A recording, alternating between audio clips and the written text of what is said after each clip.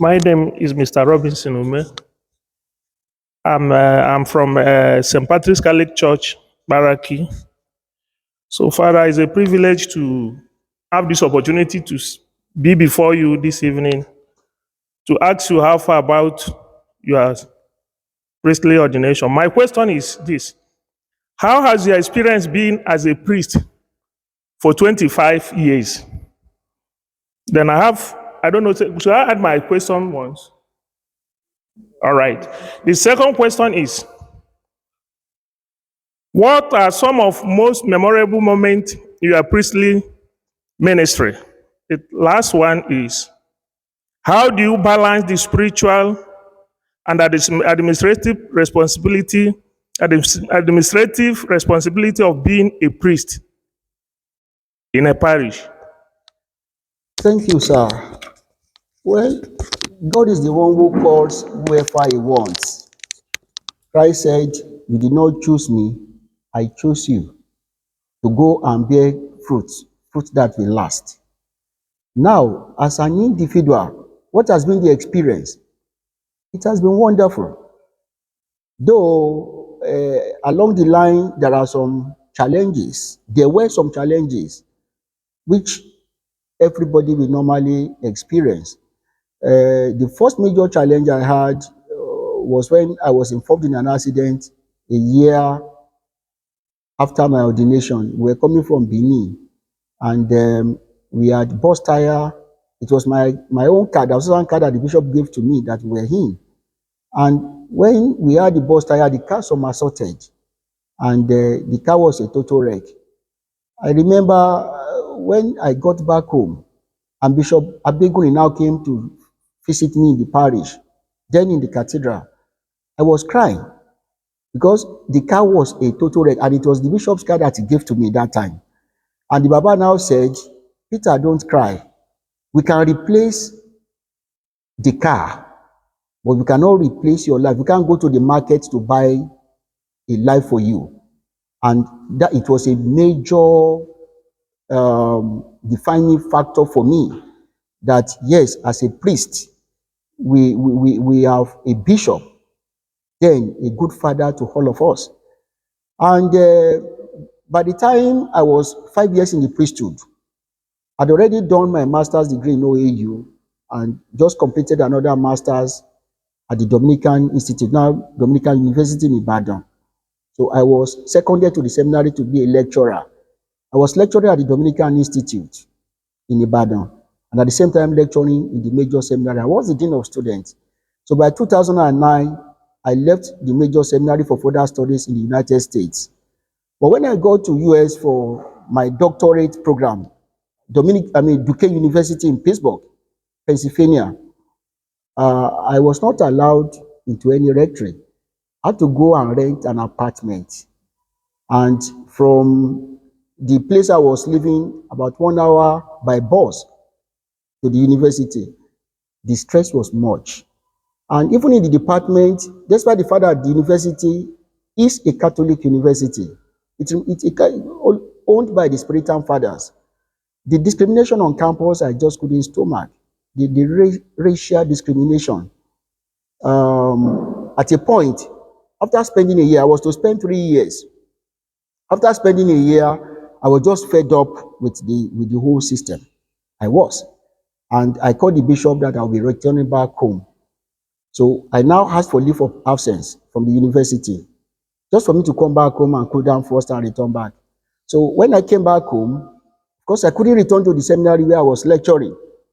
I had to come back to the diocese. And the bishop now left me in Otan. I was there for about 9 months. And by October, I came back January 2011. By October, the bishop now sent a letter that I should go and report in Ibukun as the parish priest. I was a lecturer in the seminary, but because I didn't complete the doctoral program I was doing, I couldn't return back to the seminary as a lecturer. And so I just packed my things. I went to Ibukun. And I was in Ibukun for 5 years. 5 years and 6 months. So from Ibukun, the bishop now called me one day and he said, "Peter, since you are not returning back to United States to go and complete your doctoral program there, why not go back to OAU to go and do a doctoral program in the course you read earlier, psychology of education? Well, I didn't resist. I simply went back to OAU. I picked fresh form and I was admitted again. And within 3 years, I completed the doctoral program. From Ibokun, I was taken to Sacred Heart Okefia. From Okefia, I was brought here to Lagere. So it has been a wonderful experience for me as a priest. Some painful experiences, but God who has called, He gives us the strength and the willpower to forge ahead in the vocation. So your other question was, how do you balance? how do I balance? Well, we are well trained in the seminary. In the seminary, we pray 5 times a day. When we wake up very early in the morning, we have Lord's. Lord's. After morning prayer, we go to class. From class, we go back to the chapel for midday prayer. After midday prayer, we go for lunch. We return back to the chapel for evening prayer. After evening prayer, we pray the rosary. Then we go for supper. After supper, we return back to the chapel for night prayer. So a seminarian is well trained to balance spiritual activities and administrative duties and any other assignment that he may be handling. So the training already gives us the necessary foundation we need to balance up the two. So in the parish, although nobody's going to force one to go and pray, when you are in the parish, you are your own. The bishop is the oga, but he lives far away in Osogbo. So one has to determine, because if you don't pray, you will fail as a priest. If you don't pray, the ministry will collapse under your watch. So it is very important we pray. Besides the mass we celebrate for the parishioners and other common activities, we still create time for our own personal prayer. Like here in Lagere, after morning mass, I go straight to the chapel for morning prayer. Except that is after the normal morning mass. I go back to the chapel upstairs for morning prayer. And after that, I now go for breakfast. And in the evening, I still go back for evening prayer. So the training we received in the seminary has given us the necessary foundation to be able to balance up spirituality and administrative duties. And then your memorable moments in the priesthood. Yes, I've said that when I was involved in an accident, it was a major experience for me, but for the grace of God, the two of us in the car would have died, because the car was a complete write-off. And as I said, I was crying. The bishop now told me, "Don't cry. We can replace a car. We can't replace your life." When I was asked to go to the seminary to be lecturing, before I went to the seminary as a lecturer, I was the parish priest in Ire. When I was taken from cathedral, I was in the cathedral as assistant priest for 4 years. So when I was transferred to Ire, it was from Ire I was going to Ibadan for class. And I was not just going to class as a student, I was also lecturing there as a graduate assistant. I was attached to Reverend Father Professor Akinwale, Dominican priest. So I was given 2 courses to be teaching. So I was running the parish.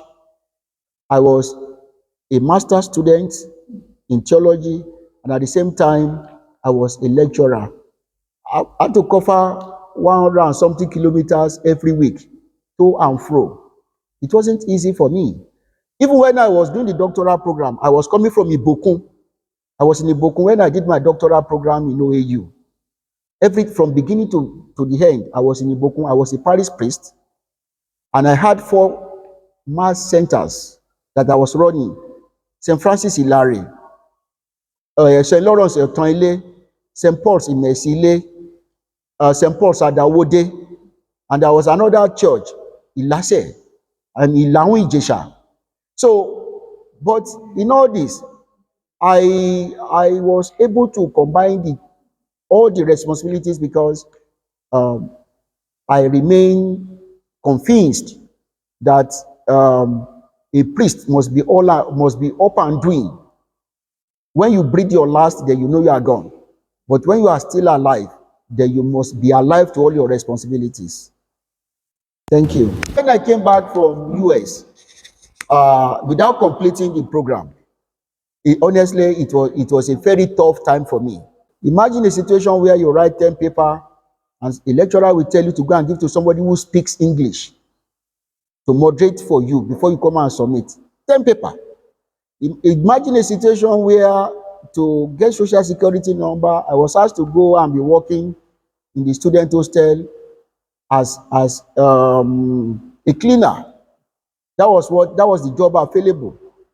I was even offered to go to the kitchen to go and be working as dishwasher. I just thought about all this. As a Catholic priest, there is no work that is too small for one to do. But the condition was not just, the situation was not, it was humiliating. I found the situation humiliating. And instead of me to remain in the system and wait until one runs into trouble, I just called the bishop, I'm coming back home. I said, okay, come. I came. And when I returned back home, I was thinking of going back after 1 year, since I asked for leave of absence.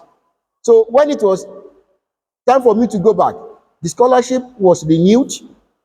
I was given a parish in the Diocese of Pittsburgh for me to be residing in. Because the first year that I stayed, I was living in a rented apartment. Now, when I met Baba, Baba said, you think priesthood is all about academic life? There are some other priests who have not gotten one master's degree. You have 2 master's degree already. And you still want the diocese to go and spend money on you to go back to US for doctor. You are not going anywhere. So that was when he now assigned me to Ibukun. And I took it in good faith. We thank God, here we are today. The grace of God keeps us going.